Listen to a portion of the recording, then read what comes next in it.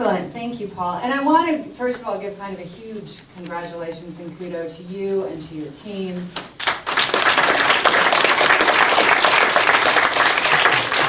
And Tom, and actually thank the Promethean people for bringing together a very diverse gathering of people who come from a variety of different stakeholder groups to talk about an issue that I think is critically important to all of us. I'm also very happy that we've got a very distinguished team of panelists who've been listening to everything going on, and now they're going to tell us how they're going to do all the things that we've recommended, right? But let me start with quick introductions. The purpose of this panel, just so you know, is to really represent the perspectives of different stakeholders. And we're really delighted that we've got so many different perspectives to recommend today. So first of all, we have Peter McWalters. For those of you, hopefully you've had a chance to meet one another during the panel discussions. Peter directs the Education Workforce Initiative at the Council of Chief State School Officers, and he also recently served as the Commissioner of Education for the elementary and secondary education in the state of Rhode Island. So Peter is here today on the panel wearing the hat. What hat would you be wearing, Peter? The state. You're wearing the hat of the state and the state education agencies. Next, we have Doug Levin, and Doug is the Executive Director of the State Educational Technology Directors Association. And interestingly enough, Doug has another hat that he most recently wore, which is with being the Deputy Director for the National Association of State Boards of Education. So Doug actually is going to be able to share two perspectives with us.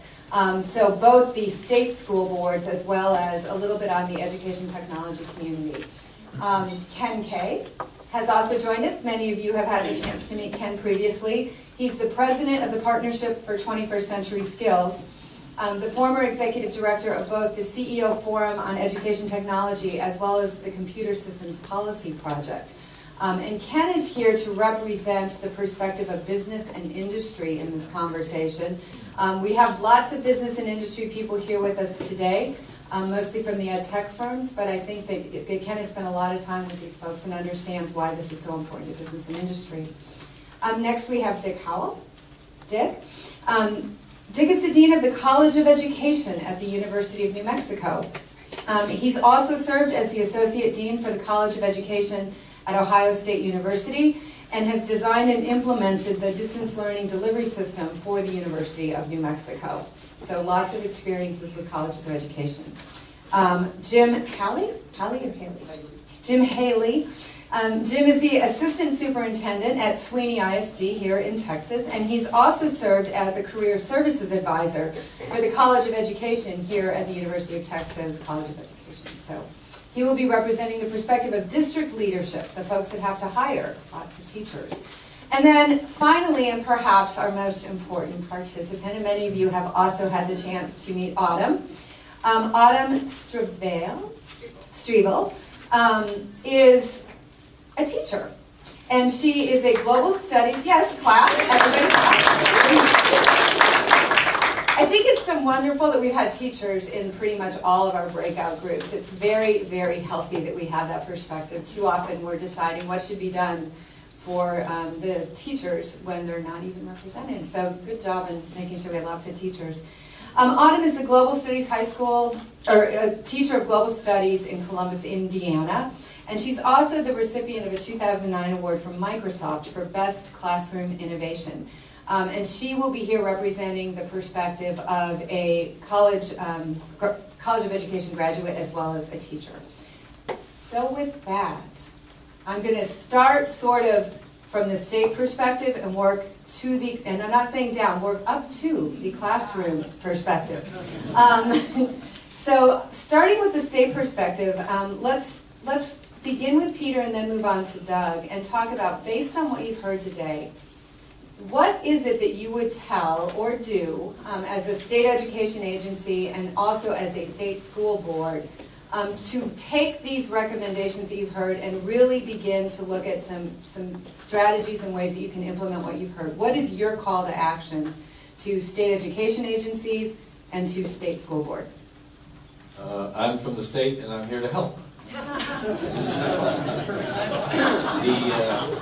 I want to start by suggesting that right now, the federal public policy challenge is mirroring a public complaint that's directed at commissioners and state boards to teachers. The public does not distinguish between the hierarchy of the industry. And it's a pox in all of your houses because apparently we have not come up with a system that can predictably produce either high-quality initial teaching or then coach it on to excellence or remove incompetence or any of the above. Now, the state, in most instances, the state actually has the authority to have this conversation. But most states have been passive in the industrial model. In other words, this idea that you get tenure locally or that you are evaluated locally and that the state approves a preparation program but has no measures other than seat time in terms of what constitutes performance.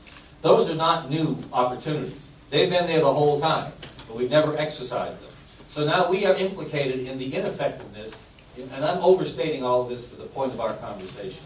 So we are implicated in any of the images that preparation programs are not sufficient. So now, right now, under Race to the Top, both in terms of the number of points associated with that category of effectiveness and distribution, clearly people want action. And they expect states to do some leading, some regulatory review, and either removal or aggression. They expect shutting down ineffective programs or deregulating and letting the market go. Now, I think most of those images have been created in our 24 hours together. And out of that, what I would suggest I've learned in the sense of both, I was the superintendent of schools in Rochester before I was the commissioner. I did mentoring with Adam Urbanski and paid pretty significant salaries for some really substantial mentoring programs. I had adjunct people that were master teachers at the University of Rochester and at SUNY Brockport, all of which faded away because of the inability to institutionalize and get systemic change at those institutions. That's 25, 28 years ago. There's nothing new about some of these conversations. What we do have an opportunity now is to actually move to, quote, a standards system, and I think that is a state responsibility. Whether we work from the in-task standards back, but imagine a system where we're clear about the standards and we work all the way to what the indicators of excellence is in those standards. So we go through the rubric exercise, we end up with a performance-based measurement system, so whoever's preparing teachers, on the exit performance, we know where they stand. And then we have systems like that go on into induction and probably one professional one before the national board one. So a performance-based system against a commonly agreed to standard system. And then you do deregulate. I don't care who prepares you if you can prepare them to meet that standard. But at the same time, and I want to say this from the other end, this idea of deregulation, let the market work, is not a new idea either. It's been going on in education. It's been going on in a lot of places. And in a capitalist society, that can also lead to some kids getting access and some kids not. Any open competition system, unless it has a protective regulatory backdrop, somebody's going to get it and somebody's going to get left out. And the history in our country is we can predict who gets left out. So there's got to be another side of the state's authority based on clear standards and assessment instrumentation that is not afraid of calling the question and shutting down either places that refuse to have equal access or that can't produce the results. So I do see a time, a little window opening, where we can move out of the over-rigorously sterile regulatory frame to a standards-based system, only if we can agree on what the standards are, what the performance indicators are, what the assessment infrastructure is, how it's measured, and what the consequences are. And I do believe right now that is the opportunity in terms of the state authority, which I would argue has been there all along. And if we do not exercise it right now, shame on us. And if we do it, and we do it collaboratively, we have a chance to reposition the authority of the teacher preparation professionals, reposition labor's interest in this, and recapture the high ground of who the ones who really care about the kids are.